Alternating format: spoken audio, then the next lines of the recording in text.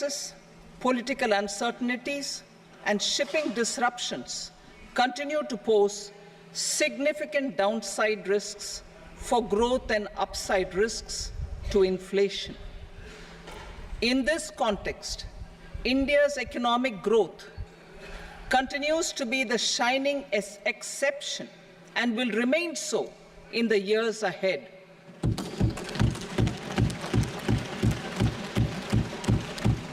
India's inflation continues to be low, stable, and moving towards the 4% target. Core inflation, that is non-food and non-fuel, currently is 3.1%. Steps are being taken to ensure supplies of perishable goods reach markets adequately. Interim budget. As mentioned in the interim budget, we need to focus on 4 major castes, namely the Garib, Mahilaye, Yuva, and Annadata, the poor, women, youth, and the farmer. For Annadata, we announced higher minimum support prices a month ago for all major crops, delivering on the promise of at least a 50% margin over costs. Pradhan Mantri Garib Kalyan Anna Yojana was extended for 5 years, benefiting more than 80 crore people. Administrative actions for approval and implementation of various schemes announced in the interim budget are well underway. The required allocations have been made. Budget theme. Turning attention to the full year and beyond in this budget, we particularly focus on employment, skilling, MSMEs, and the middle class. I am happy to announce the Prime Minister's package of 5 schemes and initiatives to facilitate employment, skilling, and other opportunities for 4.1 crore youth over a 5-year period, with a central outlay of 2 lakh crore rupees. I will speak about them shortly, while more details may be seen in the annexure. This year, I've made a provision of 1.48 lakh rupees, 1.48 lakh crore rupees for education, employment, and skilling. Budget priorities. The people have given a unique opportunity to our government to take the country on the path of strong development and an all-round prosperity. In the interim budget, we promise to present a detailed roadmap for our pursuit of Vikasit Bharat. In line with the strategy set out in the interim budget, this budget envisages sustained efforts on the following 9 priorities for generating ample opportunities for all. Number 1, productivity and resilience in agriculture. Number 2, employment and skilling. Number 3, inclusive human resource development and social justice. 4, manufacturing and services. 5, urban development. 6, energy security. 7, infrastructure. 8, innovation, research and development. And 9, next generation reforms. Subsequent budgets will build on these and add more priorities and actions. A more detailed formulation will be carried out as part of the economic policy framework, about which I will speak later in this speech. This budget details some of the specific actions to be initiated in the current year towards fulfillment of these priorities, with potential for transformative changes. The budget also covers some of the previously made announcements with intent to strengthen them and step up their implementation for expediting our journey towards the goal of Vikasit Bharat.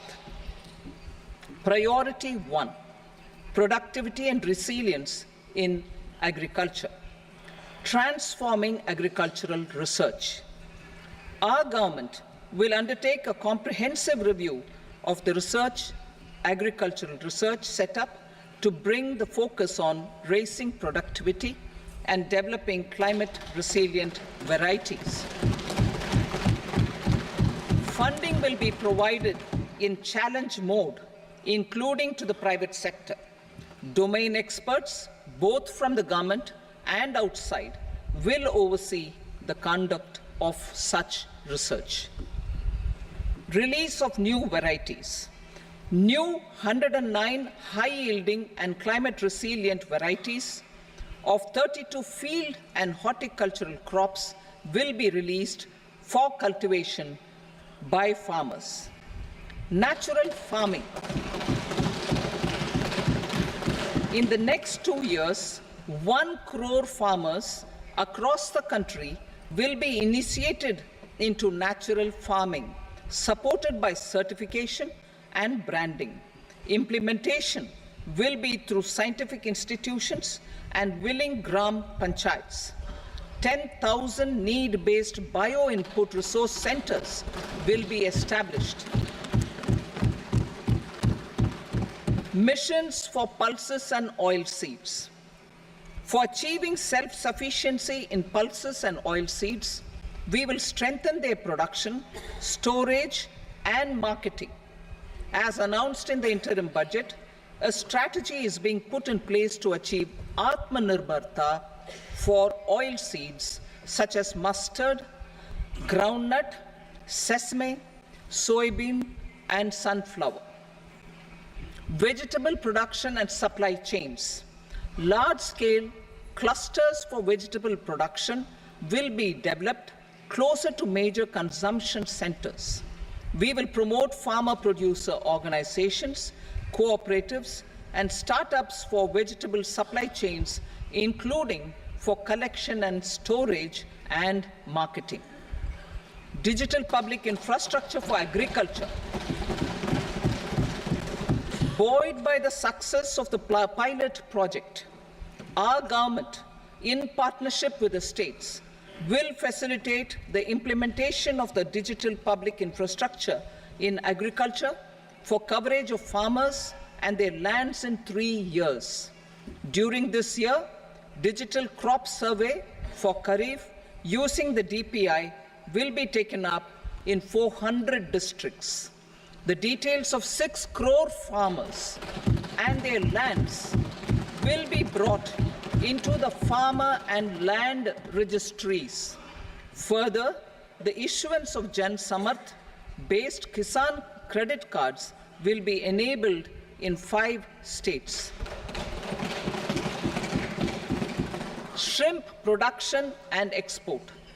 Financial support for setting up a network of nucleus breeding centers for shrimp brood stocks will be provided. Financing for shrimp farming, processing, and export will be facilitated through NABARD. National cooperation policy.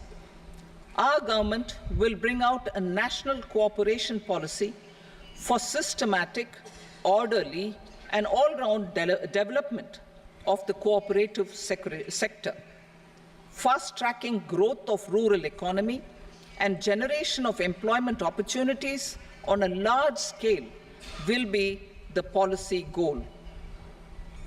This year, I have made a provision of 1.52 lakh crore rupees for agriculture and allied sectors.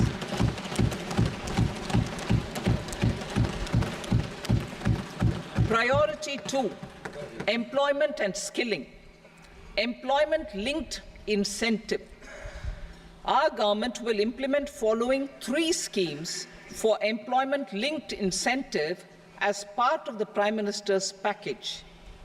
These will be based on enrollment in the EPFO and focus on recognition of first-time employees and support to employees and employers. Scheme A, first-timers. This scheme will provide 1 month wage to all persons newly entering the workforce in all formal sectors.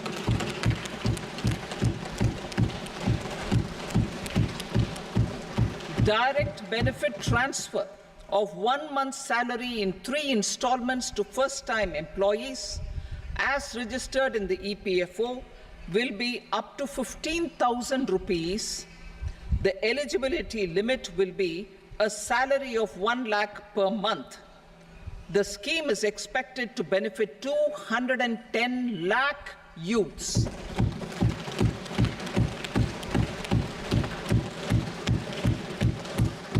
Scheme B, job creation in manufacturing. This scheme will incentivize additional employment in the manufacturing sector linked to the employment of first-time employees. An incentive will be provided at specified scale directly both to the employee and the employer with respect to the EPFO contribution in the first 4 years of employment. The scheme is expected to benefit 30 lakh youth entering employment and their employers.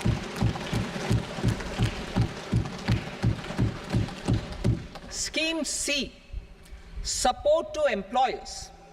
This employer-focused scheme will cover additional employment in all sectors. All additional employment within a salary of 1 lakh rupee per month will be counted. The government will reimburse to employers up to 3,000 rupees per month for 2 years towards the EPFO contribution for each additional employee. The scheme is expected to incentivize additional employment of 50 lakh persons.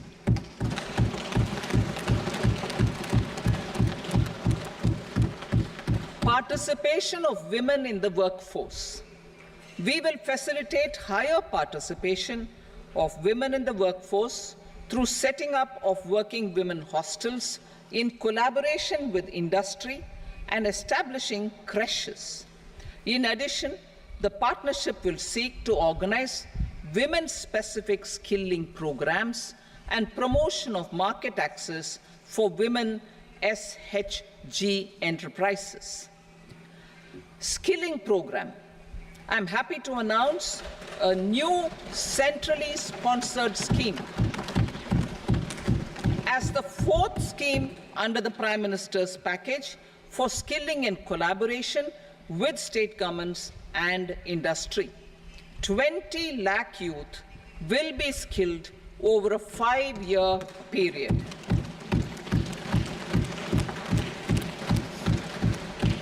(1,000 industrial training institutes will be upgraded in hub and spoke arrangements with outcome orientation. Course content and design will be aligned to the skill needs of industry, and new courses will be introduced for emerging needs. Skilling loans. The model skill loan scheme will be revised to facilitate loans up to 7.5 lakh rupees with a guarantee from a government-promoted fund. This measure is expected to help 25,000 students every year.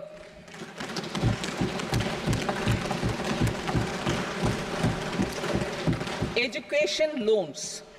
For helping our youth who have not been eligible for any benefit under government schemes and policies, I am happy to announce a financial support for loans up to 10 lakh rupees for higher education in domestic institutions.